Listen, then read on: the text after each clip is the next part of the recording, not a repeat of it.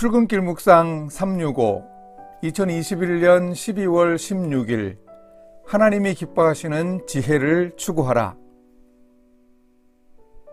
4차 산업혁명의 시대에 인공지능 등의 새로운 기술의 발달은 대단합니다. 그러나 기후변화 등 자연계의 돌발적 상황에 속수무책인 경우가 많습니다.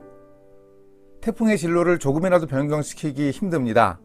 의학이 발달해도 아직 불치병이나 난치병은 여전하고 새로운 질병도 늘어나고 있는 형편입니다. 2년 가까운 기간 전 세계적 감염으로 어려움을 겪고 있는 코로나19 바이러스에 대한 세계 사람들의 대응을 보아도 인간 지식의 한계와 무력함을 여실히 느낄 수 있습니다. 이런 현실을 보면 인간의 지혜와 지식이라는 것이 하나님의 지혜와 능력에 비하면 너무나 보잘것없는 것임을 알 수 있습니다. 더구나 인간의 죄악으로 인하여 하나님이 본래 인간에게 주신 지혜가 오염되고 위축되었으니 더 말할 것도 없습니다. 오늘의 말씀은 전도서 7장 23절에서 29절입니다. 내가 이 모든 것을 지혜로 시험하며 스스로 이르기를 내가 지혜자가 되리라 하였으나 지혜가 나를 멀리하였도다. 이미 있는 것은 멀고 또 깊고 깊도다. 누가 능히 통달하랴.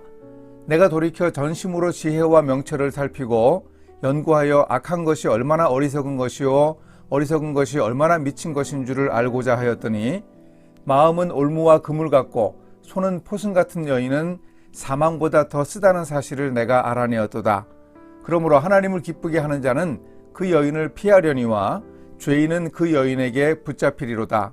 전도자가 이르되 보라 내가 낱낱이 살펴 그 이치를 연구하여 이것을 깨달았노라.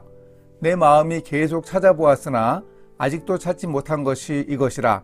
1000사람 가운데서 한 사람을 내가 찾았으나 이 모든 사람들 중에서 여자는 한 사람도 찾지 못하였느니라. 내가 깨달은 것은 오직 이것이라. 곧 하나님은 사람을 정직하게 지으셨으나 사람이 많은 꾀들을 낸 것이니라.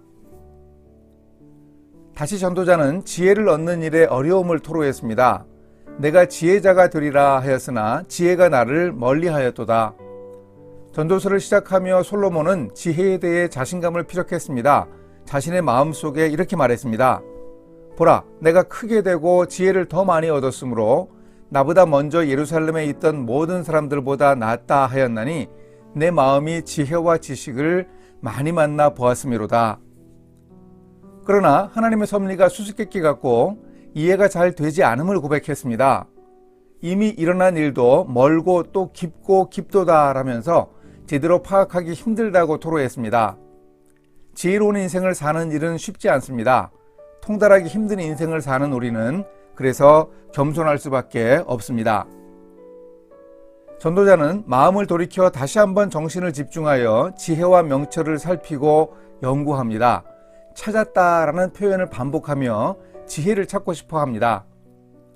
그런데 여기서 전도자가 말하는 지혜는 악하고 어리석은 것과 대조됩니다. 지혜는 의롭지만 어리석음은 악합니다.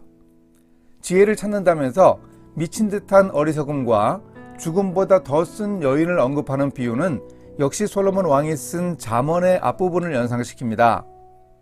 도둑질한 물이 달고 몰래 먹는 떡이 맛이 있다며 행인들에게 떠들며 유혹하던 미련한 여인이 떠오릅니다.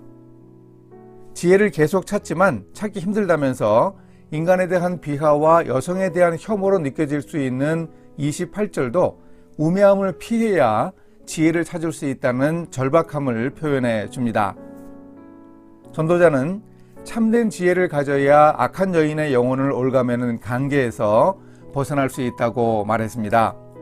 결국 하나님을 기쁘게 하는 사람이 우매함을 피할 수 있습니다.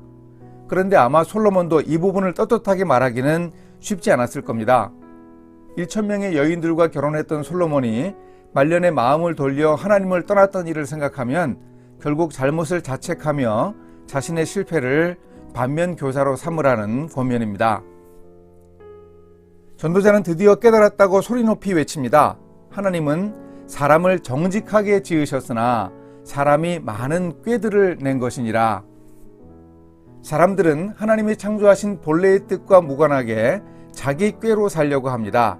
에덴 동산에 대한 기록에서 확인하는 대로 사람이 타락했기 때문입니다. 그래서 사람이 스스로 지혜라고 생각하지만 그것은 하나님이 본래 인간에게 주신 정직한 지혜와는 무관한 경우가 많습니다. 결국 전도서 마지막 부분의 결론이 유보된 특징을 고려하면 하나님이 기뻐하시는 지혜는 예수님의 십자가 구원을 통한 하나님의 사랑으로 가능함을 알 수 있습니다. 이렇게 실천하겠습니다. 인생을 걸고 추구할 참된 지혜는 무엇인가 고민하며 찾겠습니다. 욕심을 쫓아가는 세상을 따라가면 우매한 자임을 기억하겠습니다. 하나님이 기뻐하시는 참된 지혜, 의로운 지혜를 정직하게 추구하기 위해 노력하겠습니다. 함께 기도하십니다.